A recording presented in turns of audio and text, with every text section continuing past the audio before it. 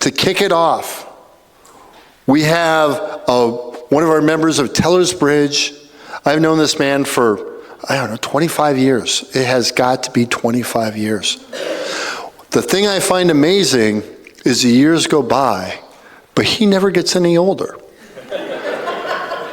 Of course, I'm talking about Jamie F., and the F is for freaking Ward. Please help me welcome Jamie Ward.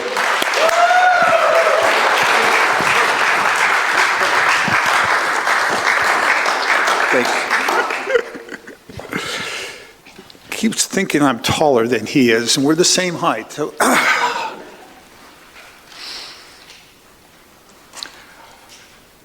it's 20 feet up in the air. It's undulating, glistening in the sun and rolling, and I am the happiest little boy on earth. Let me tell you how I got here. I'm the son of the daughter of the Depression, and therefore we had a garden.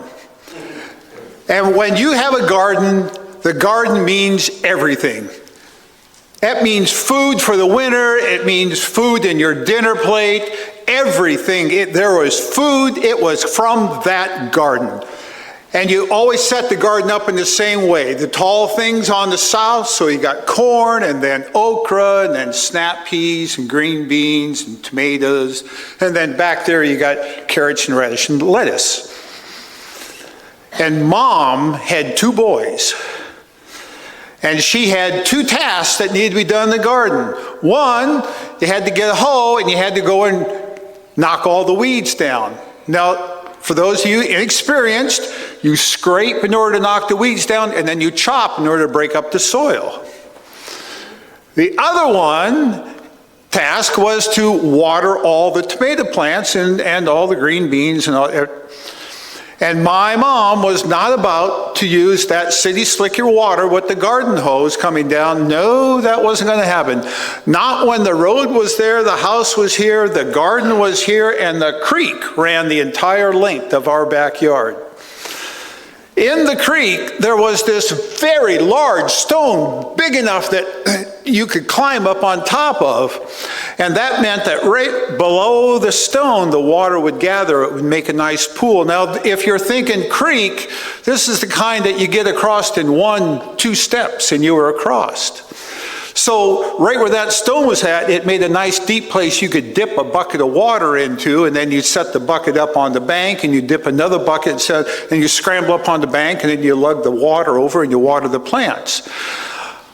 There was me and my older brother. So guess which one got to play in the creek with the buckets of water, and guess which one had the hoe and was going and knocking down weeds?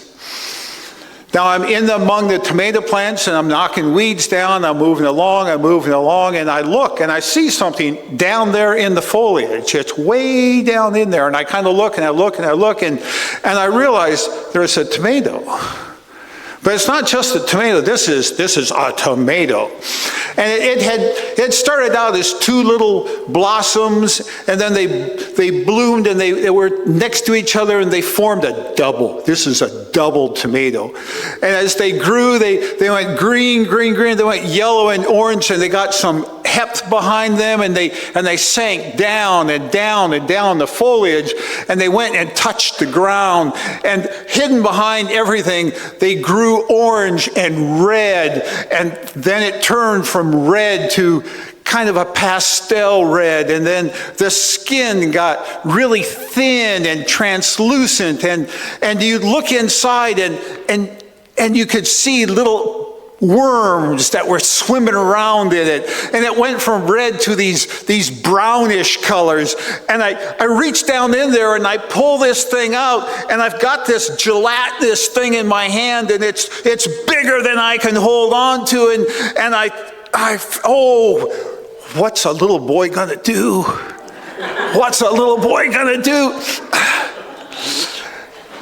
There's that big rock in the creek. Everything in the creek got thrown at the big rock. And I take this thing and I rock it back and forth, and I'm thinking, the Apollo, the Gemini, the Mercury. They have launched all these things, and I'm about to launch this, and I knew it was going to blow up on this launch pad. It was just going to explode when I tried to let go of it, but I get it, and it's up in the air, and it's tumbling gently, and I see it, it's on path, and it's at its apex, and it's on the right trajectory. Words, I don't know what they mean, but I hear them say from the astronauts, and I'm looking at it, and I'm so happy. And as I look to see the big rock it's going to hit, my brother's head pops up out of the creek.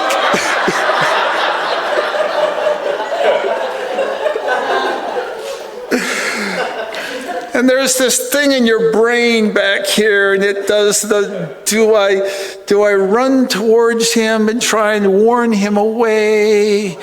Do I try and yell, duck?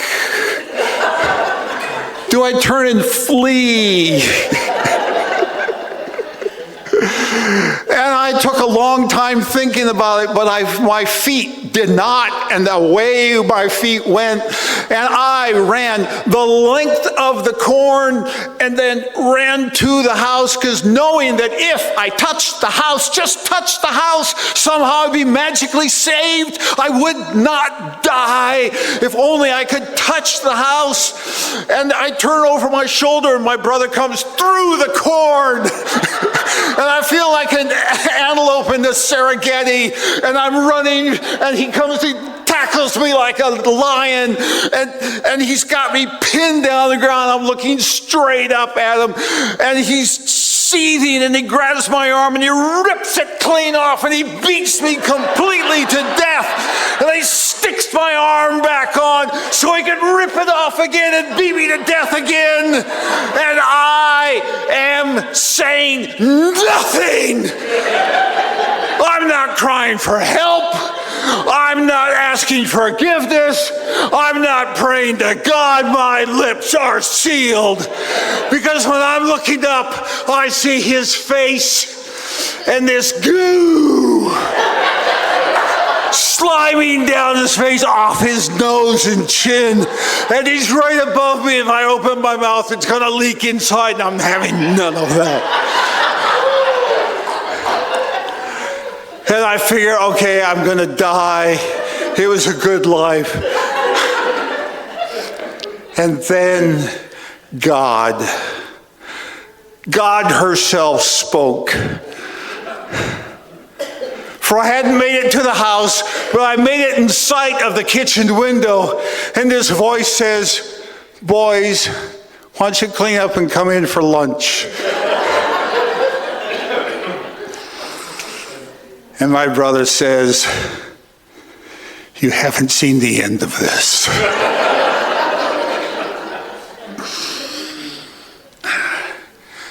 Many, many years go by.